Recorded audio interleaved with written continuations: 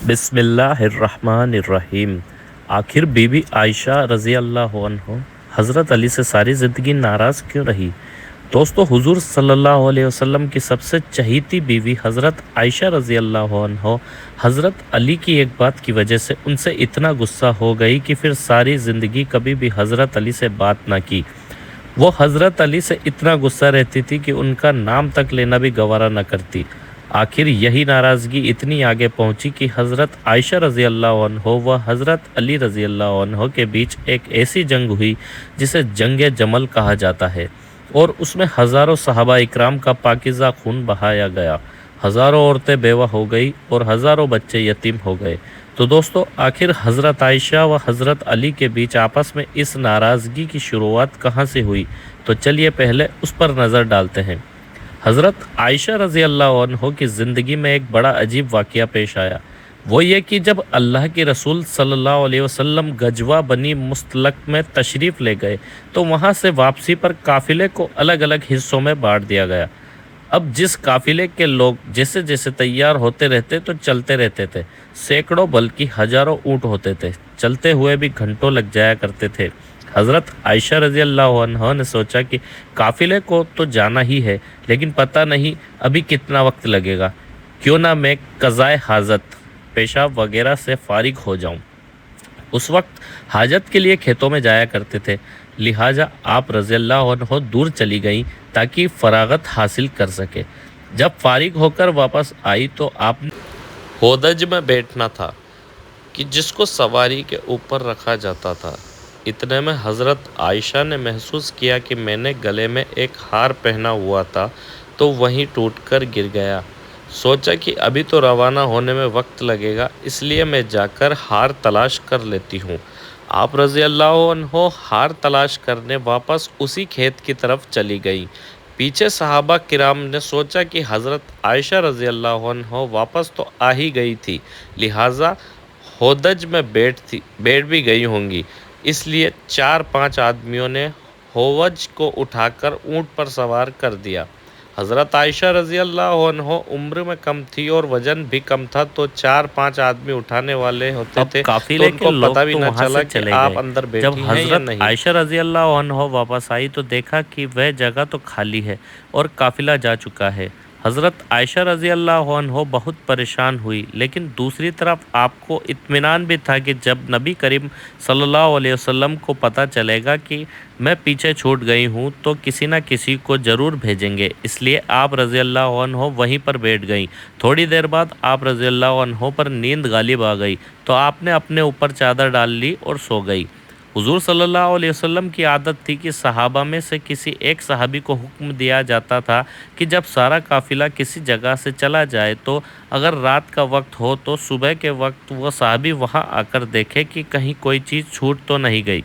लिहाजा एक बदरी साहबी हज़रत सफ़वान रज़ी अल्लाह अन्हो को हुजूर सल्लल्लाहु अलैहि वसल्लम ने इस काम पर लगाया था। तो वह साहबी जब उस जगह पर आए तो किसी को वहां लेटा हुआ पाया। करीब आए तो उन्होंने पहचान लिया कि यह तो हुजूर सल्लल्लाहु अलैहि वसल्लम की बीवी हज़रत आयशा रज़ी अल्लाह अन्हा है। उन्होंने ऊंची आवाज़ में इन्ना लिल्लाहि व इन्ना इलैहि राजिऊन पढ़ा। उन सहाबी की आवाज़ सुनकर हज़रत आयशा रज़ी अल्लाह अन्हा की आँख खुली तो आपने चादर से अपने आप को पूरी तरह ढांप लिया। उन सहाबी ने आपके लिए अपने ऊँट को बिठाया तो आप रज़ी अल्लाह अन्हा ऊँट पर सवार हो गई। उन सहाबी ने मुहर पकड़ी और चल पड़े। यहाँ तक कि जब वे उस काफिले के पास पहुँचे तो काफिले में जो मुनाफिक मौजूद थे उन्होंने देखा तो कहने लगे, इसमें तो कुछ ना कुछ बात होगी। मुनाफिक लोग तो पहले ही ऐसे मौके की तलाश में रहते थे जिससे मुसलमानों को और हुजूर सल्लल्लाहु अलैहि वसल्लम को तकलीफ़ पहुंचा सके, लिहाजा उन्हें बातें करने का मौका मिल गया। और ये मुनाफिक कहने लगे कि नाउज़ुबिल्लाह, हज़रत आयशा ने उन सहाबी के साथ कुछ गंदा काम किया है, इसी की वजह से वो काफ़िले से पीछे रह गई थी। लिहाजा जब मदीना पहुँचे तो हुजूर सल्लल्लाहु अलैहि वसल्लम को इस बात का पता चला कि मुनाफिक लोग मेरी आयशा पर ऐसा गंदा इल्ज़ाम लगा रहे हैं, तो आप सल्लल्लाहु अलैहि वसल्लम को बड़ा सदमा हुआ। लेकिन धीरे धीरे लोगों में ये बात फैलना शुरू हो गई। हज़रत आयशा रज़ी अल्लाह अन्हा फरमाती हैं कि मैं काफ़िले से वापस आकर 1 महीने तक बीमार रही और कमज़ोर भी हो गई। ایک دن میں ایک صحابیہ حضرت ام مستح رضی اللہ عنہ کے ساتھ قضائے حاجت پیشہ وغیرہ کے لیے رات کو باہر کھیتوں کی طرف نکلی۔ راستہ چلتے چلتے ایک جگہ پر ان صحابیہ رضی اللہ عنہ کو ٹھوکر لگی تو انہوں نے اپنے بیٹے کو بد دعا دی۔ تو حضرت عائشہ فرماتی ہے کہ میں نے ان سے کہا کہ آپ اپنے بیٹے کے لیے بد دعا کیوں کر رہی ہیں؟ تو وہ کہنے لگی کہ اے عائشہ، کیا تمہیں پتہ نہیں کہ وہ تمہارے بارے میں کیا باتیں کرتا ہے؟ تو حضرت عائشہ نے پوچھا کہ آخر وہ میرے بارے میں کیا کہتا ہے؟ اس پر ان صحابیہ نے حضرت عائشہ کو ساری باتیں بتا دی کہ اے عائشہ، تمہارے بارے میں سارے شہر میں ایسی گندی باتیں ہو رہی ہیں۔ حضرت عائشہ رضی اللہ عنہ فرماتی ہیں کہ جب میں نے یہ سنا تو میرے دل پر بہت بڑا صدمہ لگا اور جلدی سے گھر واپس آ کر حضور صلی اللہ علیہ وسلم کا انتظار کرنے لگی۔ جب آپ صلی اللہ علیہ وسلم مسجد سے تشریف لائے تو میں آپ کے سامنے آئی اور سلام کیا۔ آپ نے سلام کا جواب دیا لیکن چہرہ دوسری طرف پھیر لیا۔ میں دوسری طرف سے آئی مگر حضور صلی اللہ علیہ وسلم نے اپنی نگاہیں دوسری طرف کر لی۔ آپ کی خاموش نگاہوں نے مجھے بہت ساری باتیں سکھا دی تھی۔ اس وقت آپ صلی اللہ علیہ وسلم کی طبیعت پر بوجھ ہے اور آپ مجھ سے کوئی بات نہیں کرنا چاہتے۔ میں نے سوچا کہ چلو میں اپنے ماں باپ کے گھر چلی جاتی ہوں تاکہ صحیح حالات کا پتہ چل سکے، آخر میرے بارے میں کیسی کیسی باتیں کی جا رہی ہیں۔ تو میں نے گھر جانے کی اجازت چاہی تو آپ صلی اللہ علیہ وسلم نے اشارے سے فرما دیا کہ ہاں چلی جاؤ۔ حضرت عائشہ فرماتی ہیں کہ جب میں گھر پہنچی تو میری امی نے دروازہ کھولا۔ میں نے دیکھا کہ میری امی کی آنکھوں رو رو کر لال ہو چکی ہیں۔ پریشان چہرے کے ساتھ وہ میرے سامنے کھڑی ہے۔ میں نے پوچھا امی کیا ہوا، لیکن وہ بالکل خاموش رہی، مجھے کوئی جواب نہ دیا اور ان کی آنکھوں سے آنسو ٹپکنا شروع ہو گئے۔ میں نے پوچھا امی میرے ابو کدھر ہے؟ تو انہوں نے چارپائی کی طرف اشارہ کر دیا۔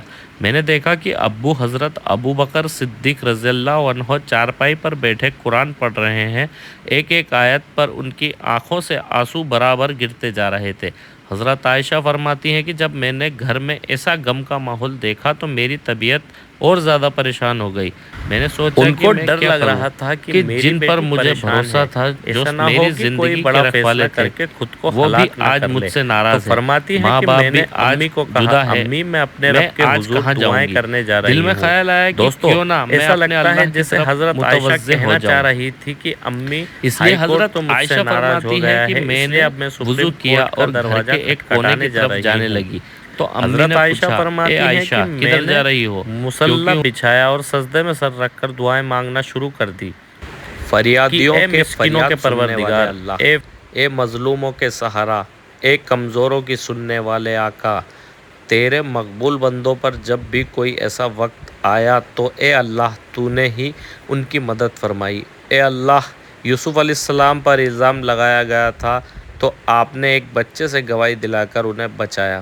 اے اللہ، حضرت مریم پر الزام لگایا گیا تھا تو آپ نے ہی ان کے بچے سے پاک دامنی کی گواہی دلوائی۔ اے اللہ، آج تیرے محبوب کی عائشہ کے دروازے پر حاضر ہے اور فریاد کرتی ہے کہ میرے بارے میں بھی اس طرح کی گندی باتیں کی جا رہی ہے، تو اے اللہ تو حمیرہ کی مدد فرما۔ میرے شوہر نے بھی اس وقت میرا ساتھ چھوڑ دیا ہے، اب آپ کے علاوہ میرا کوئی سہارا نہیں جو اس کمزور کو تسلی دے سکے۔ اے اللہ میری مدد فرما۔ حضرت عائشہ رضی اللہ عنہ رو رو کر دعائیں کر رہی تھی۔ ادھر دعائیں مانگی جا رہی تھی اور ادھر حضور صلی اللہ علیہ وسلم نے مسجد نبوی میں ایک مجلس مشاورت قائم کی ہوئی تھی جس میں حضرت عائشہ رضی اللہ عنہ کے والد حضرت ابو سب بکر کے بیچ رضی اللہ غمزدہ عنہ بیٹھے کے ہوئے علاوہ تھے۔ باقی سارے بڑے بڑے کے صحابہ چہروں پر اکرام اداسی موجود تھی تھے۔ حضور کیونکہ صلی وہ اللہ اپنے علیہ وسلم محبوب حضور صلی اللہ علیہ وسلم کے چہرے کو غمزدہ دیکھ رہے تھے کہ جس کی وجہ سے صحابہ کرام کی طبیعت کچھ عجیب بن چکی تھی، اس لیے کچھ صحابہ کرام تو سسکیاں لے لے کر رو رہے تھے۔ حضور صلی اللہ علیہ وسلم نے اپنے صحابہ معاملے کرام میں سے پوچھا تم کہ اس مجھے کیا مشورہ دیتے ہو؟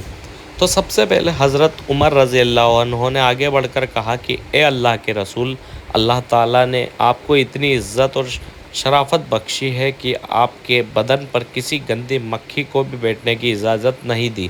جب اللہ نے آپ کو اتنا پاکیزہ بنایا کہ آپ پر ایک گندی مکھی کو بھی بیٹھنے کی اجازت نہیں ہے تو آپ کی جیون ساتھی ایسی کیسے ہو سکتی ہے کہ جس کے اندر گناہوں کی گندگی ہو؟ اس لیے مجھے تو یہ چیز بالکل جھوٹ نظر آتی ہے۔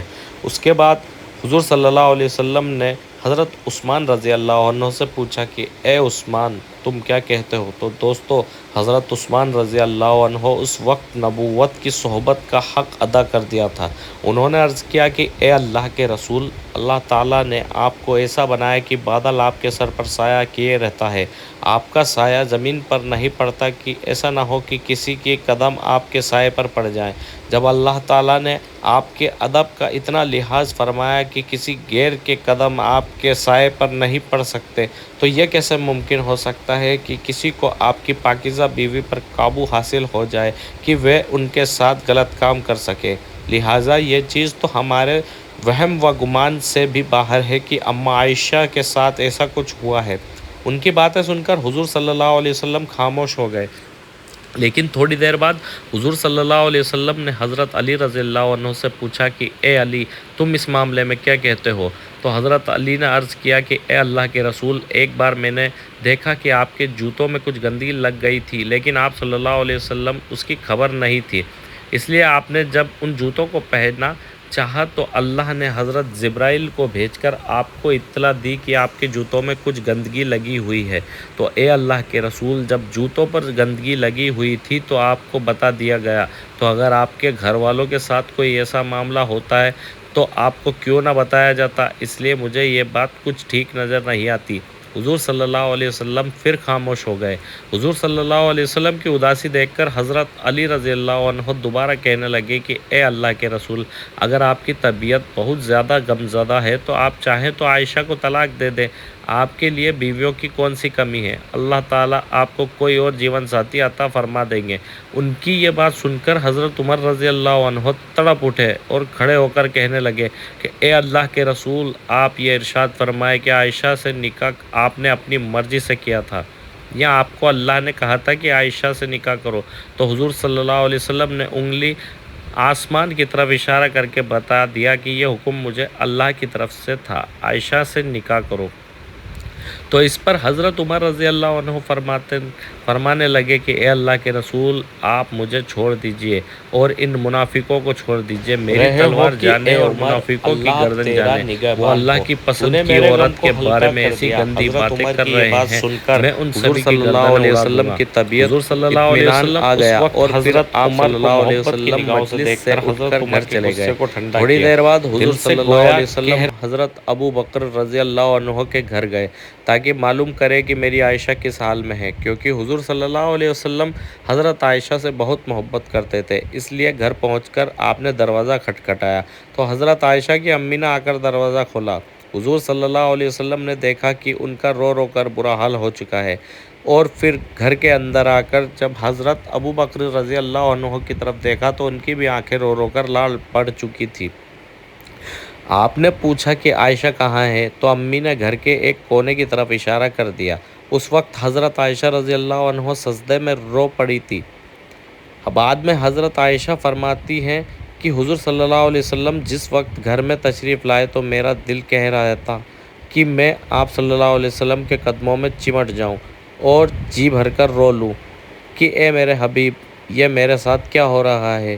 کیا آپ اپنی عائشہ کو ایسے چھوڑ دیں گے؟ مگر میرے دل نے کہا کہ اے عائشہ، تو نے اپنے رب کے سامنے اپنی فریاد بیان کر دی ہے، اب اپنے رب سے ہی مانگ لے، تیرا رب نگہبان ہوگا۔ لہٰذا حضور صلی اللہ علیہ وسلم نے پکارا کہ اے عائشہ، تو آپ صلی اللہ علیہ وسلم کی آواز سن کر حضرت عائشہ نے سجدہ پورا کیا اور آ کر چارپائی پر خاموش بیٹھ گئی۔ حضور صلی اللہ علیہ وسلم قریب بھی بیٹھے ہوئے تھے کہ آپ نے بہت پیار سے سمجھاتے ہوئے کہا کہ اے عائشہ، اگر تجھ سے حقیقت کوئی ایسی غلطی ہو گئی ہے تو اپنے رب سے معافی مانگ لے، تیرا رب گناہگاروں کو بہت معاف کرنے والا ہے۔ تو حضرت عائشہ رضی اللہ عنہ فرماتی ہیں کہ اس وقت تو میں صبر کے ساتھ بیٹھی رہی، لیکن آپ صلی اللہ علیہ وسلم سے یہ باتیں سن تو میرے برداشت کے باندھ ٹوٹ گئے اور میری آنکھوں سے آنسو بہنے لگے۔ میں بیٹھی روتی رہی مگر خاموش تھی۔ آخر روتے ہوئے میں نے کہا کہ اے اللہ کے رسول، میں وہی بات کہوں گی جو یوسف علیہ السلام کے والد حضرت یعقوب نے کہی تھی کہ میں اپنا درد صرف اپنے رب سے بیان کرتا ہوں، کیونکہ اے اللہ کے رسول، آج اگر میں کہوں گی کہ میں نے ایسا غلط کام نہیں کیا تو آپ لوگ میری بات نہیں مانیں گے اور اگر کہہ دوں گی کہ ایسا کام کیا تو آپ لوگ فوراً میری یہ والی بات مان جائیں گے، اس لیے میں اپنے اللہ سے ہی فریاد کرتی ہوں، وہی میرے لیے کوئی نجات کا راستہ نکالے گا۔ حضرت عائشہ رضی اللہ عنہ فرماتی ہیں کہ میں نے یہ الفاظ کہے اور پھر حضور صلی اللہ علیہ وسلم کے چہرے کی طرف دیکھا تو آپ صلی اللہ علیہ وسلم کے ماتھے پر پسینے کے قطرے تھے اور آپ کے اندر وہ حسین کپکپی دیکھی جو وحی نازل ہوتے وقت ہوا کرتی تھی۔ پھر اچانک آپ صلی اللہ علیہ وسلم پر وحی کی کیفیت طاری ہونے لگی اور آپ صلی اللہ علیہ وسلم نے اپنے اوپر چادر ڈال دی۔ حضرت عائشہ رضی اللہ عنہ فرماتی ہیں کہ آرام سے بیٹھی تھی، دل میں خیال آ رہا تھا کہ اللہ تعالیٰ آپ صلی اللہ علیہ وسلم کو خبر دیں گے یا نیند میں کوئی خواب دکھا دیں گے کہ میں بے گناہ ہوں، مگر میرے ماں باپ اس وقت بہت زیادہ پریشان تھے۔ میں نے اپنے والد کو دیکھا کہ وہ تڑپ رہے تھے کہ وحی نازل ہو رہی ہے، پتہ نہیں میری بیٹی کی قسمت کا کیا فیصلہ ہوگا۔ والد کی آنکھوں میں بھی آنسو تھے اور امی بھی رو رو کر بری حال ہو گئی تھی۔ تھوڑی دیر بعد حضور صلی اللہ علیہ وسلم نے چہرے سے کپڑا ہٹایا اور آپ صلی اللہ علیہ وسلم کا چہرہ 14ویں کی رات کے چاند کی طرح چمک رہا تھا۔ حضرت عائشہ فرماتی ہیں کہ اس وقت جب میں نے آپ کے چہرے پر خوشی کے آثار دیکھے تو میں سمجھ گئی کہ اللہ تعالیٰ نے میری برات نازل کر دی ہے۔ حضور صلی اللہ علیہ وسلم ارشاد فرمایا کہ اے عائشہ مبارک ہو، اللہ کا کلام آیا ہے کہ تو بالکل بے گناہ ہے۔ حضرت عائشہ فرماتی ہیں کہ اس وقت میری امی کہنے لگی کہ اے عائشہ اٹھو اور حضور صلی اللہ علیہ وسلم کا شکریہ ادا کرو، لیکن حضرت عائشہ فرمانے لگی کہ اس وقت میری توجہ صرف اللہ کی طرف تھی، میں کسی کا شکریہ ادا نہیں کروں گی بلکہ میں تو اپنے اللہ کا شکریہ ادا کروں گی، اسی نے تو آج مجھے بچایا ہے، آپ سب لوگوں نے تو مجھے چھوڑ دیا تھا۔ اللہ نے حضرت عائشہ کی پاک دامنی میں پوری 18 آیتیں نازل فرمائی ہیں۔ یہی نہیں کہ صرف حضرت عائشہ کو بے گناہ فرمایا بلکہ اللہ نے حضرت عائشہ سے فرمایا کہ اے عائشہ تمہیں اتنے دنوں تک جو تکلیفوں میں رہنا پڑا اس کے بدلے میں تمہارے لیے مغفرت اور بڑے اجر کا وعدہ کرتا ہوں۔ دوستو اس کے بعد حضرت عائشہ رضی اللہ عنہ پھر سے حضور صلی اللہ علیہ وسلم کے گھر میں جا کر رہنے لگی، لیکن جب حضرت عائشہ رضی اللہ عنہ کو ساری زندگی حضرت علی سے ایک شکایت رہی، کیونکہ جس وقت مسجد میں حضور صلی اللہ علیہ وسلم نے سبھی صحابہ اکرام کو جمع کر کے حضرت عائشہ رضی اللہ عنہ کے بارے میں مشورہ کیا تو سبھی بڑے بڑے صحابہ اکرام نے حضرت عائشہ رضی اللہ عنہ کی پاک دامنی کی گواہی دی اور آخر میں حضرت علی نے بھی حضرت عائشہ رضی اللہ عنہ کی پاک دامنی کی گواہی دی تھی، لیکن جب حضرت علی رضی اللہ عنہ نے حضور صلی اللہ